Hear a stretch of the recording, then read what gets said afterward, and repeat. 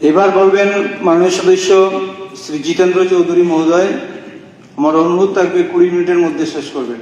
Sir 10 minute যারা বললেন তার 30 মিনিট বলে আমাকে বলছেন 20 মিনিট। 30 মিনিট বলেন, হয়তো 5 মিনিট চেষ্টা করবো স্যার, চেষ্টা করবো, দিচ্ছি আপনি বলেছেন।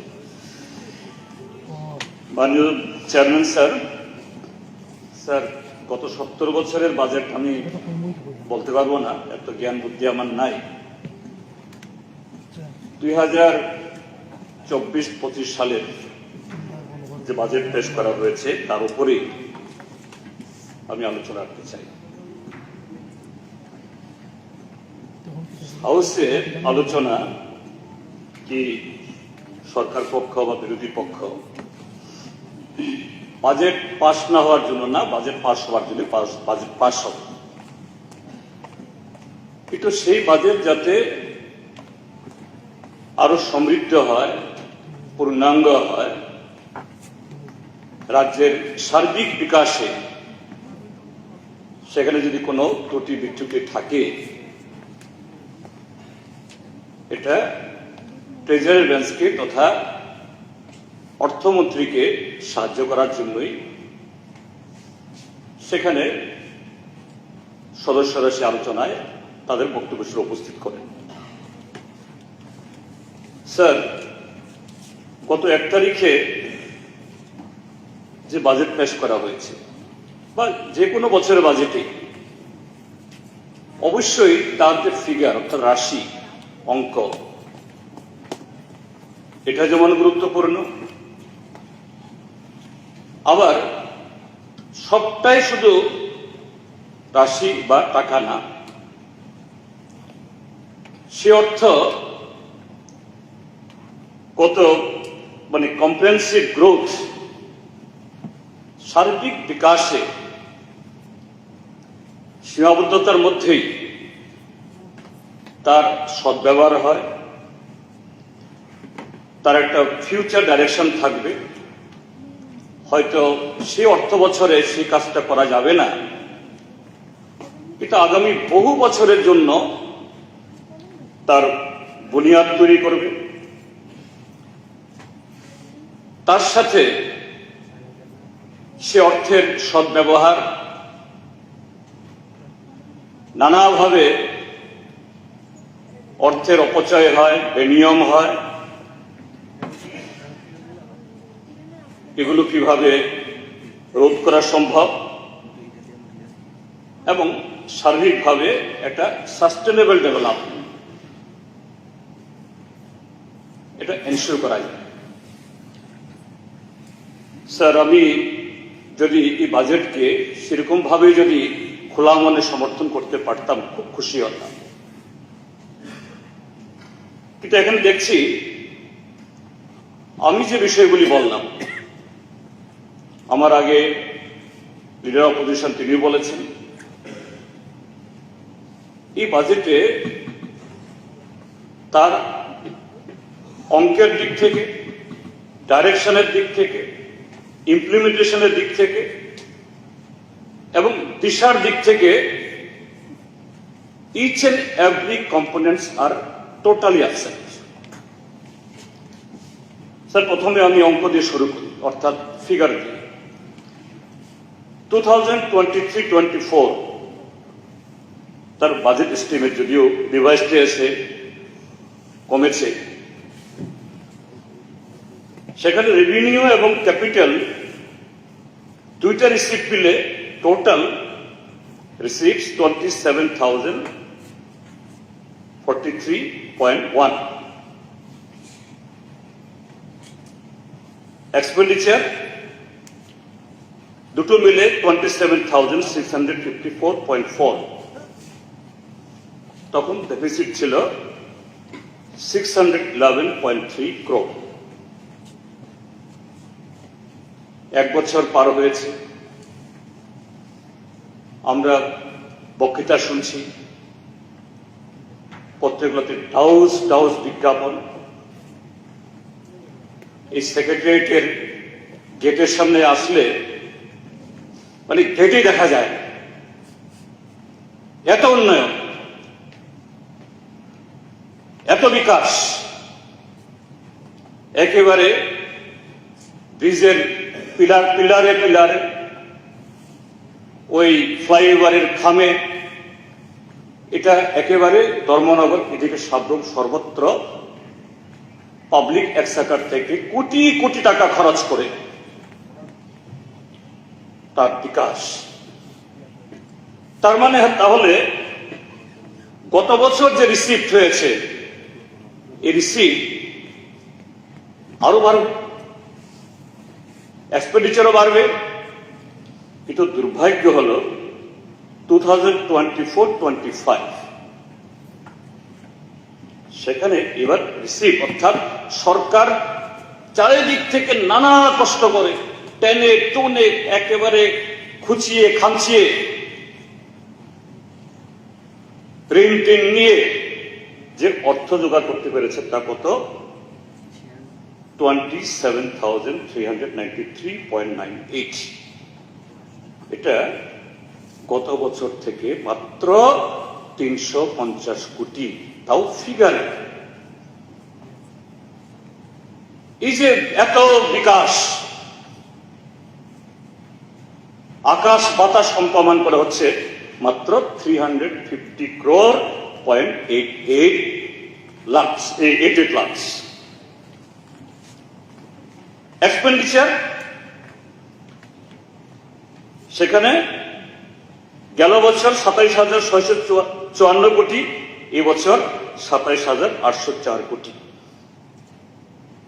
এই 2024-25 এবং 2023-24 এই দুইটার মধ্যে যদি আমরা একটু ব্যবধান করি স্যার,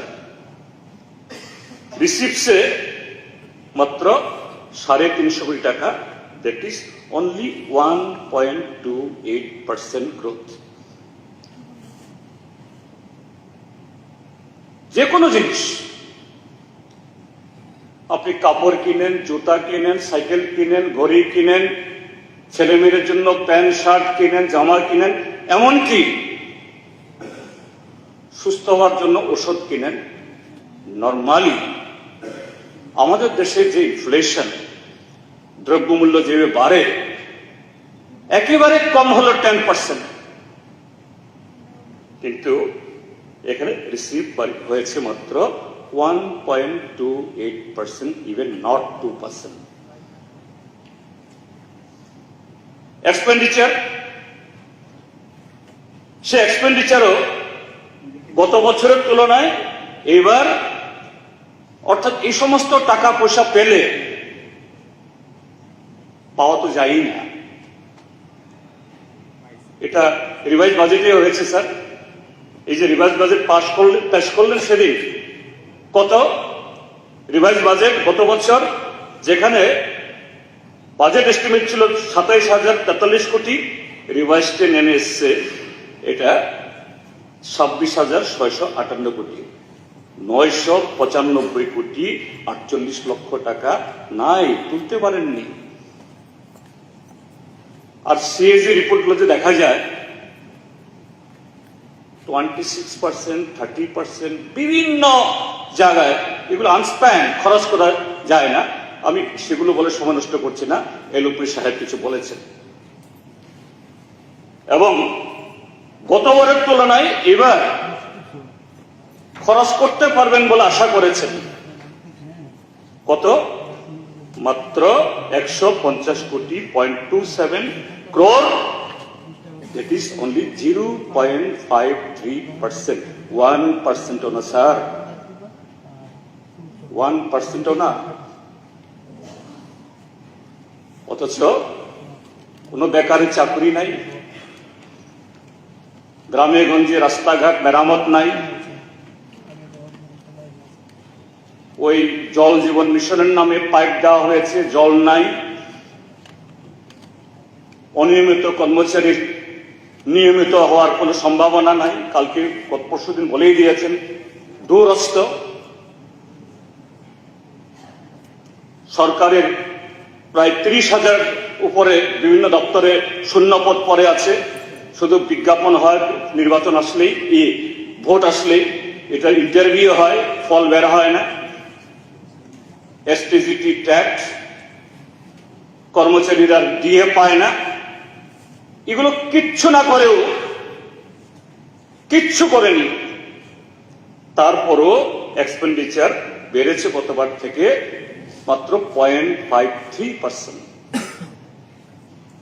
স্যার তাহলে কি বলবো স্যার, এই সরকারকে বিকাশশীল সরকার বলবো, গতিশীল সরকার বলবো, না ওই যে অধোগতিতে যাওয়া, পেছন দিকে যাওয়া সরকার বলবো, না এই সরকারকে পদার্থ সরকার বলবো, না তার আগে লাগাবো? একটু আমরা কিন্তু বলিনি ম্যাডাম, প্লিজ আমরা কিন্তু আমরা ডিস্টার্ব করবো, তাহলে প্লিজ এটা করবেন না। শুনুন, আপনাদেরও শুনুন, মনোযোগ দিয়ে শুনবো, আমরাও শিখবো, আপনারাও শিখুন।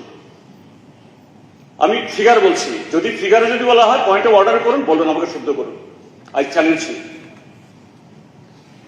স্যার এই জন্য বলছি, এই বাজেটে all this components are absent, এবং এটা সম্পূর্ণভাবে এ রাজ্যের বিকাশের পরিপন্থী, এ রাজ্যের জনগণের উন্নয়নের পরিপন্থী এবং জনবিরোধী একটা বাজেট ছাড়া আর কিচ্ছু বলা, এর চেয়ে ভালো শব্দ স্যার আমি খুঁজে পাচ্ছি না। এবং যদি বলা যায় এক শব্দে, এটা একটা ব্যর্থতার দলিল। এই বাজেট বইটা এটা একটা ব্যর্থতার দলিল, এটা প্রতিটি ছত্রে ছত্রে ব্যর্থতার দলিল। স্যার আমি তারপরে আসছি কয়েকটা দপ্তরে, সব দপ্তরে আমি যাবো না স্যার, আপনি সময়ও বেশি দেননি আমাকে। হ্যাঁ, রাইটলি বাজেটের শুরুতে রাখা হয়েছে এগ্রিকালচার এবং অ্যালাইড কয়েকটি ডিপার্টমেন্ট। হ্যাঁ, অবশ্যই ভারতবর্ষ এখনো agrarian country, agrarian economy. Agriculture থেকে আমাদের জিডিপিতে আয় বেশি হয় তা না, বাট ভারতবর্ষের 60% বেশি লোক এগ্রিকালচারেই ওরা কোন রকমই খেয়ে পরে বেঁচে পড়তে আছে। That's why it is agrarian economy. এবং এখানেও এই এগ্রিকালচার ডিপার্টমেন্টকে রাখা হয়েছে, এবং এগ্রিকালচার ডিপার্টমেন্টের খুব সুন্দর নাম এখন রাখা হয়েছে এগ্রিকালচার এন্ড ফার্মার্স ওয়েলফেয়ার, কৃষক এবং কৃষি এবং কৃষি কল্যাণ। স্যার খুব বিজ্ঞ আমার দীর্ঘদিনের সহকর্মী, তিনি এই দপ্তর চালাচ্ছেন এখন। স্যার এখানে এগ্রিকালচারের কি আছে স্যার এই চ্যাপ্টারে? হ্যাঁ, পিএম কিষানে কৃষকরা কিছু টাকা পায়, ভালো। আমি 640 কোটি টাকা ওরা পাচ্ছে দেখাচ্ছেন, অবশ্যই আমি খুশি। তারপর আর একটা রেখেছেন পেডি প্রকিউরমেন্টে আপনারা কিনেছেন, তাও টোটাল যত আমাদের রাজ্যে হারভেস্ট হয় তার 2%ও না। যাই হোক, আমি গেল সেশনে যে কিভাবে প্রক্রিয়া হয়, মাননীয় খাদ্যমন্ত্রী আমাকে নোট দিয়েছেন, বলছেন এগুলো তো আপনারাও করতে পারতেন। ইয়েস, আই অ্যাডমিট, আমরাও করতে পারতাম, তখন হয়নি, আপনারা করেছেন, আমি তার জন্য ধন্যবাদ জানাবো। I admit. কিন্তু তার বাইরে কিছু স্কিমে কিছু যন্ত্রপাতি দেওয়া, এক্সটার্নাল এডেড স্কিমে 2-4টা ল্যাবরেটরি খোলা, তার বাইরে কি আছে? এগ্রিকালচার এক্সটেনশন করতে গেলে পরে শুধু কিছু নাম দিয়ে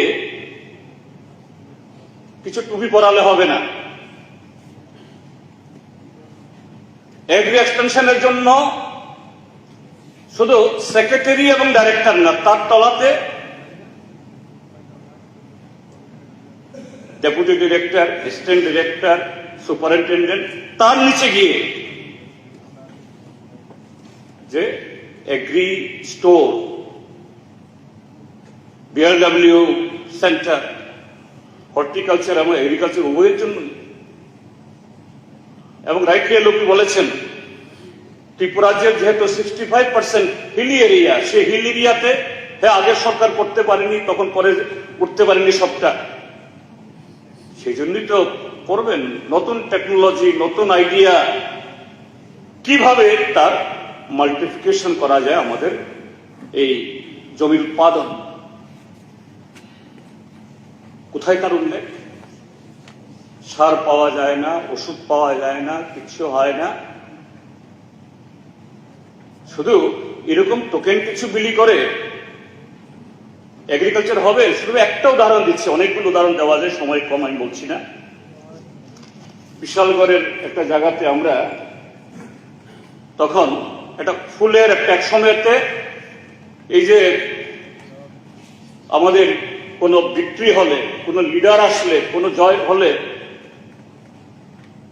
এর জন্য বা বিয়ের সময়তে এই ফুলও এক সময়তে কলকাতা থেকে আসতো।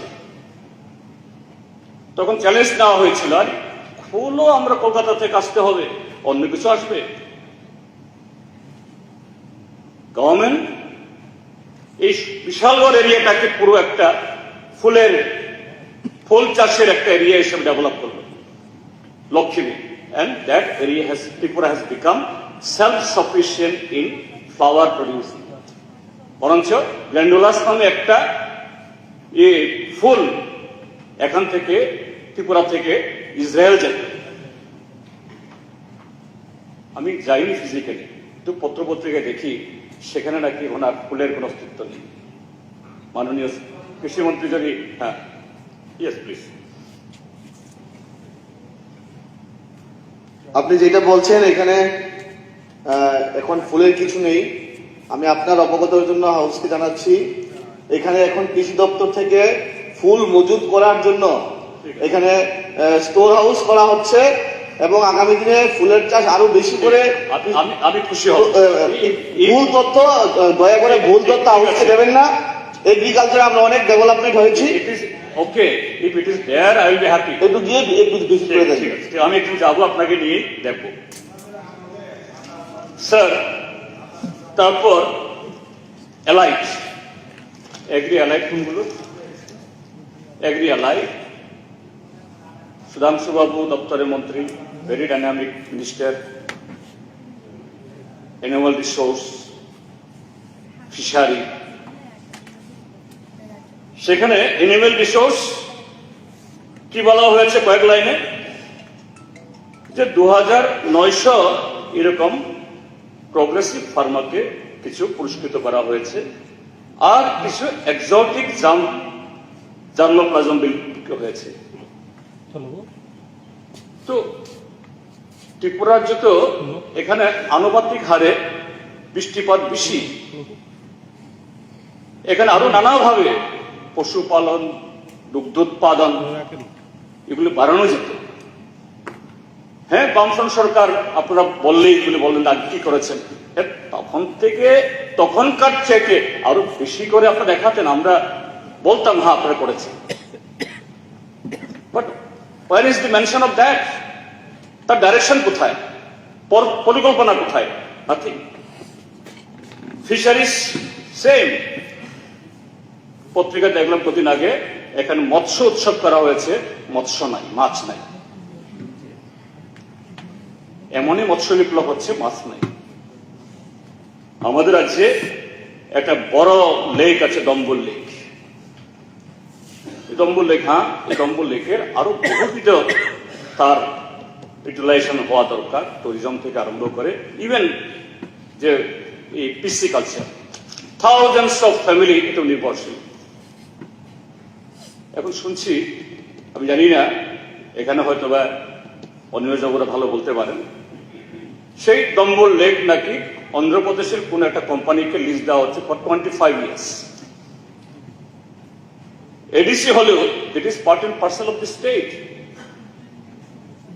এরকম একটা জায়গা, এটা ভালো হচ্ছে কিনা খারাপ হচ্ছে, স্টেট গভর্নমেন্ট তরফ থেকে তার কোনো উল্লেখ থাকবে না, বাজেটে তার রিফ্লেকশন থাকবে না, এবং এটাকে আরো কিভাবে এডিসি কে সাথে নিয়ে এডিসি কে সাহায্য করা যায় তার ভাবনা থাকবে না। Nothing is there sir. আমি গত সেশনেও বলেছিলাম যে এগ্রিকালচারের সাথে যুক্ত ওয়াটার রিসোর্সের একটা অংশ, that is irrigation. Without irrigation you can achieve that goal. ত্রিপুরার যে জমি স্বল্প, দেশের মধ্যে পার ক্যাপিটা ল্যান্ড অ্যাভেলেবিলিটি সবচেয়ে কম সারা দেশের মধ্যে। কাজে আমাদের জমি টানলে লম্বা হবে না, এটাকে মাল্টিপ্লাই করতে হবে, নতুন কৃষির বিজ্ঞান কাজে লাগাতে হবে, তার জন্য জল লাগবে। কিন্তু এখানেও এবারও আমি হতাশ হলাম।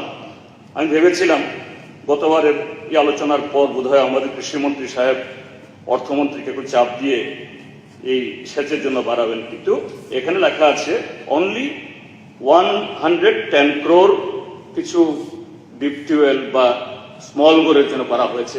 এটা টোটাল বাজেটের মাত্র 0.39%। কিন্তু এই সময়তে hundreds of lift irrigation, hundreds of pickup weir, hundreds of deep tubewell, এগুলো অকেজু হয়ে আছে, এগুলো লংজিভিটি আছে, যন্ত্র এগুলো ঠিক করতে হবে। তার জন্য ইনভেস্টমেন্ট কোথায়? Where is the plan? তো এই জন্য বলছি যে সেক্টর, প্রাইমারি সেক্টর সবচেয়ে বেশি এমপ্লয়মেন্ট জেনারেশন করে, দ্যাট সেক্টর ইজ ডাইরেকশনলেস। কোনো কম্প্রিহেন্সিভ প্ল্যান নেই, শুধু কসমেটিক কিছু দিয়ে আমরা নিজেদের তালিম বাজাচ্ছি, আমরা অনেক কিছু করে ফেলছি। স্যার, এইভাবে হয়। Second, sir, rural development. এখানে দুটো জিনিস আমি বলবো শুধু এখানে। প্রথমত এলুপাই সহ বলেছেন এনড্যাক্স বা রেগা বললে সবাই আমরা জানি যে একটা সময়তে এ রাজ্যে 95-96 দিন করে কাজ করত। তার উপরন্তু এগ্রিকালচার, হর্টিকালচার, ফিশারি সব মিলিয়ে গড়ে প্রায় rural family 125-150 members per day. Today it has come down around 50. এবং তাও দেখছি আমরা প্রায় প্রতিদিনই পত্রিকা উঠছে, কোথাও আজকে দমননগর ব্লক ঘেরাও, পরশু সামান্য ব্লক ঘেরাও, তরশু হেজামারাতে রাস্তা ব্লক। কেন? কত টাকা মজুরি তাদের? কেন কাজ করে শেষে মজুরি না পেয়ে ব্লকে তালা দিতে হবে? আমাদের মা বোনদের রাস্তায় বসতে হবে? কেন লোকেশন নেই? আপনি যদি এই যে অর্থ আসতো, এগুলো আজকে আসছে না, আপনি যদি এটা মাইনাস করেন, আপনি যে কৃষক সম্মান নিধি দেন, ওই টাকা দিয়ে আপনি হিসাব করুন, আপনি আগে যা পাচ্ছেন তার থেকে কম পাচ্ছেন। হ্যাঁ, আরেকটা জিনিস আমি এক্ষেত্রে বলবো, এই বাজেট ইয়েতেও লেখা আছে 83,000 লাখপতি দিদি আপনারা করেছেন। 83 আরো বেশি হলে আরো খুশি হব আমরা। যদি 83,000 যদি লাখপতি যদি দিদি হয়, why it has not reflected in your total budget? কারণ তাদেরকে ঋণ দিলে আপনার এ রাজ্যে আরো ইনভেস্টমেন্ট বাড়ত। কিন্তু সবটা মিলে আপনার বাজেটে তার রিফ্লেকশন নেই কেন? Why you receives not increasing? আপনি যে তাই যদি হতো তাহলে কেন হচ্ছে না? আমি বলছি ঠিক আছে, হোক না, আপনার টার্গেট করছেন, আমরাও প্রশংসা করব, হওয়া দরকার। কারণ যে একদিকে শিক্ষিত মা, স্বাবলম্বীর মা এবং স্বাবলম্বী মা এবং শিক্ষিত মার সন্তান অশিক্ষিত হয় না, সন্তান অযত্নে লালিত হয় না। আমরা চাই, কারেক্ট, মহিলাদেরকে এনকারেজ করছেন, আপনারা অনেক মহিলা এমএলএ এনেছেন, উই আর হ্যাপি, অ্যাপ্রিসিয়েট করি আমি। কিন্তু বাট আপনারা বলছেন যে লাখপতি কোটিপতি বানাচ্ছেন, but it is not reflecting to your total budget. তো এই জায়গায় মিসপ্লেস হচ্ছে। আমি এই জন্য বলছি, বাজেট পাস না হওয়ার জন্য বলছি না, but to name, to figure out. এবং তার জন্য বাজেট এটা রিফ্লেক্ট হবে কিভাবে, আই ডোন্ট নো। হুম? কিভাবে বাজেট রিফ্লেক্ট হবে? না না আমি বলছি না না না বলেন বলে বাজেট ভাষণে বলেনি, এটা রিফ্লেক্ট হবে কি মুশকিল। আপনার আমরা তো বুঝছেন হাউ কি না না বলছেন রিফ্লেক্ট হবে, আমি বলবো How? যখন না না এই যে আপনারা কি বলেন PRLM-এর মাধ্যমে আপনাকে কেউ ডিস্টার্ব করেনি, কিন্তু এগুলো বলবেন না, হাউ মিসগাইড করে দিচ্ছেন। I will hear from you, you need your reply. আমি জন্য তুলে রাখলাম, আমি নোট করুন, আমি তুলে রাখলাম, আমি patiently I will hear from you, I will learn from you. If there our didis, our dadas, our brothers, our sisters, their incomes are being enhanced, so that will reflect to our GDP, reflect to our total size of the, আরে এর মানে তো আমদানি হচ্ছে, but it is not happening. Then sir আরেকটা শব্দ পঞ্চায়েতে লেখা হয়েছে, আরেকটা বলা হয়েছে, আমি এই মহতী সভাকে আনন্দের সাথে জানাচ্ছি যে, কি জানাচ্ছেন আমি এটা নিয়ে যাচ্ছি না sir, village development committee ADC, এটা তো পঞ্চায়েত ডিপার্টমেন্ট থেকেই তার অ্যাডমিনিস্ট্রেশন এবং তার ইলেকশন হয়। যদি আমাদের অর্থমন্ত্রী এটাও যদি লিখতে পারতেন, আমি এই মহতী সভাকে আনন্দের সাথে জানাচ্ছি যে আগামী লোকসভা নির্বাচনের পরে যত তাড়াতাড়ি সম্ভব ভিলেজ কমিটি নির্বাচন হবে, তাহলে এই ভিলেজ কমিটি প্রায় 5 শতাধিক ভিলেজ কমিটি, সেখানে কোনো নির্বাচিত নেই, তো কে চালাচ্ছে এগুলো, কে স্কিম ঠিক করছে, কে ইউনিভার্সিটি ঠিক করছে? What kind of democracy is running in this state? সেখানকার লোক কার কাছে যাবে? তো স্যার ওসব এলাকাতে কি হচ্ছে তাহলে? ইনবিল্ট সেখানে আপনি এইভাবে সংবিধানকে ভূতা করে রেখে এডিসি এলাকার মানুষকে আপনি তার অধিকার থেকে আপনি বঞ্চিত করছেন। তা আমি বলবো যে মাননীয় অর্থমন্ত্রী তার রিপ্লাইয়ের সঙ্গে যদি এটা কাইন্ডলি বলেন যে আমি আনন্দের সাথে বলছি যে এখানে হবে, আমরা খুশি হব। স্যার সেকেন্ড আমি আসছি এডুকেশন স্যার, খুব আমার পূর্ববর্তী বক্তা, মাননীয় সদস্য 30 মিনিট হয়ে যাচ্ছে। স্যার আমি শেষ করবো স্যার, আমার পূর্ববর্তী বক্তা খুব বলেছেন যেন 70 বছরের ইতিহাস বলেছেন, আমরা সমৃদ্ধ হয়েছি স্যার। অল্প সময় শেষ। হ্যাঁ 70 বছর ইতিহাস শুনেছি স্যার, খুব সমৃদ্ধ হয়েছে। কিন্তু এই বাজেটে মাধ্যমিক ও প্রাথমিক শিক্ষার জন্য বরাদ্দ মাত্র 4টা লাইন, অনলি 4 লাইনস। স্যার আপনিও কাইন্ডলি দেখুন একটু, মাত্র 4টা লাইন। কেন? এই যে আমরা দেখলাম কদিন আগে এতে সোশ্যাল মিডিয়াতে, মাস্টার নেই, সাউন্ড বক্স দিয়ে ইয়ে হচ্ছে, টিচিং হচ্ছে, সাউন্ড বক্স বাজাচ্ছে আর ছেলেরা নাচছে। তারপরে স্যার আমাদের মানে খুবই সিনিয়র লিডার, তিনি যখন মন্ত্রী ছিলেন আমাদেরকে শুনিয়েছেন সাধনা, প্রেরণা, আরো কি জানি, এগুলি যে কোথায় হারিয়ে গেল স্যার। তো এই সাধনা প্রেরণার অংশগুলো কেন আসলো না এই বাজেটে? তো এইভাবে যে শিক্ষা যদি এইভাবে নেগলেক্টেড হয়, আর শিক্ষা যদি কোন সরকারের তার অগ্রাধিকারে না থাকে, আপনি কিছু ভালো ভালো কথা এইসব কথা বললেই তো সেখানে হবে না স্যার। আর হায়ার এডুকেশন, 3টা প্রাইভেট ইউনিভার্সিটির নাম উল্লেখ করে হায়ার এডুকেশন সমাপ্ত। স্যার দেখুন বাজেটে শিক্ষার প্রতি কি গুরুত্ব দিচ্ছি আমরা, কি গুরুত্ব দিচ্ছি? আমি শুধু একটা কথা বলবো, মহারাজা বীর বিক্রম মানিক্য বাহাদুর ইউনিভার্সিটি, এমবিবি ইউনিভার্সিটি,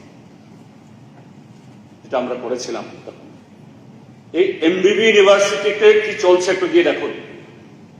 ইকফা ইউনিভার্সিটিতে সেখানে কোন একটা কোর্সের জন্য যা ফি না, তার চেয়ে বেশি একটা গভর্নমেন্ট রান একটা ইউনিভার্সিটি আমাদের প্রয়াত মহারাজার নামে ইউনিভার্সিটির শিক্ষা ব্যবস্থার এই হাল।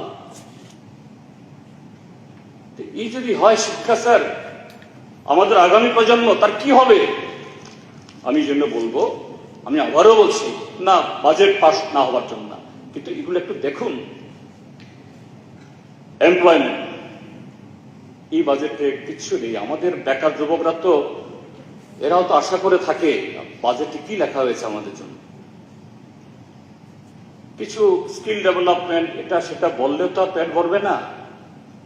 আমাদের ঘরের ছেলেদেরও পেট ভরবে না, আপনাদের ঘরের ছেলে মেয়েদের পেট ভরবে না। এই জন্যই ওই কিছু কিছু লোক বাধ্য হয়ে, আমি তাদেরকে দোষ করছি না, গাঁজা পাচার করছে, চিনি পাচার করছে, বর্ডার গুলোতে অসংখ্যভাবে বেড়েছে। এগুলি না হোক আমরা চাই। এটা কোনো পার্টিকুলার দলের লোক করছে কথা বলছি না, সবার, কারণ এগুলি পরিবেশ বাধ্য করছে তাদেরকে। স্যার এই জন্য এই যে এসটিজিটি, ট্যাগ, জিআরবিটি, কিন্তু সেখানে কি করছেন আপনারা? জিআরবিটিতে চাকরি হয়েছে, সেদিন একটা পত্রিকাতে উঠেছে মালদারামে জিআরবিটির চাকরি। পত্রিকা নাম উল্লেখ করে দিয়েছে পশ্চিমবাংলার কোন কোন জায়গা থেকে ত্রিপুরার এই গ্রুপ সি, গ্রুপ বিও নয়, গ্রুপ সি। অথচ স্যার আজকে আমি উত্তর পেয়েছি আমার ইয়েতে, আনএমপ্লয়মেন্ট সিনারিও ত্রিপুরা রাজ্যের মধ্যে, এই রাজ্যে up to 9 pass 48,919 job seekers, 10th 74,287, 11 1,503, 12 pass 83,084, diploma after 10th 3,125, diploma graduate 66,932, postgraduate 16,526, PhD 218, এরকম 3,29,000 as on 31st January 2004 they are job seekers. Total number of registered job seekers in the NCS portal as on 31/01/2024. আর এদেরকে বঞ্চিত করে মালদায়, নদিয়াতে, বিহারে, আসামে, শুধু agriculture ডিপার্টমেন্টে তথ্য সে পত্রিকা লিখেছে। আমি ভেবেছিলাম মাননীয় কৃষিমন্ত্রী তার চ্যালেঞ্জ করবেন, না এরকম হয়নি, খুশি হতাম আমরা, কিন্তু আজ পর্যন্ত চ্যালেঞ্জ আমরা দেখিনি। আমরা জানেন স্যার, এই সরকারি সিদ্ধান্ত নিয়েছে পিআরটিসি বাধ্যতামূলক। কোনোদিন আপনাদের যে প্রসিডিউর, সেই প্রসিডিউর মেনটেন করতে গিয়েই কিন্তু এরকম হয়েছে। রাইট, শুনুন, বলুন আপনি এই প্রসিডিউরটা কারা ছিল? আপনাদের সময় পিআরটিসি বাধ্যতামূলক করেছেন?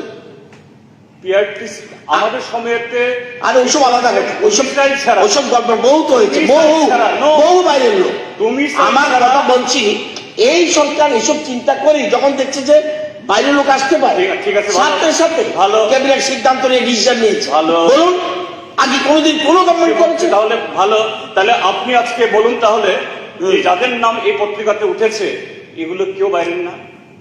আমি এই কথা বলছি না, থাকতে পারে, বলুন, থাকতে পারে। কেন? আরে আপনার সময় কেন আসলো? আপনার সময় আসলো কেন? আপনাদের সময় আসলো কেন? আপনাদের সময় আসলো কেন? আপনি আশ্বস্ত করেন আর হবে না। পাইনি আপনার চেয়ারম্যান সাহেব, মাননীয় সদস্য যেটা বলছে, আমাদের যে সিদ্ধান্ত, মাননীয় মন্ত্রী যেটা বলছেন, সেটা হচ্ছে প্রসপেক্টিভ, নট রেট্রোস্পেক্টিভ। জিআরবিটির কথা আপনি যেটা মালদারামের কথা বললেন, জিআরবিটি আমাদের সরকার 18 সালে আসার পর বোর্ড গঠন হয়েছে এবং পরীক্ষা হয়েছে, কিন্তু আমাদের পিআরটিসি ম্যান্ডেটরি করেছি আমরা মাস 3 হবে, তার আগে ক্যাবিনেটের মাধ্যমে। তো আমাদের সিদ্ধান্ত হবে প্রসপেক্টিভ, নট রেট্রোস্পেক্টিভ। এবং বিগত দিনে যে পরীক্ষা হয়েছে সেগুলোতে বাইরে থেকে যারা আসবে, বিগত দিনে আপনাদের সময় প্রচুর সংখ্যায় টিপিএস, টিজেএস এবং টিপিএসসি কন্ডাক্টেড অনেক পরীক্ষা এসেছে, কিন্তু এখন থেকে আপনি একটা দপ্তরে দেখবেন যে রাজ্যের বাইরের কোনো ছাড়া, রাজ্যের ভিতরের ছাড়া বাইরের কোনো ক্যান্ডিডেট চাকরি পায় কিনা।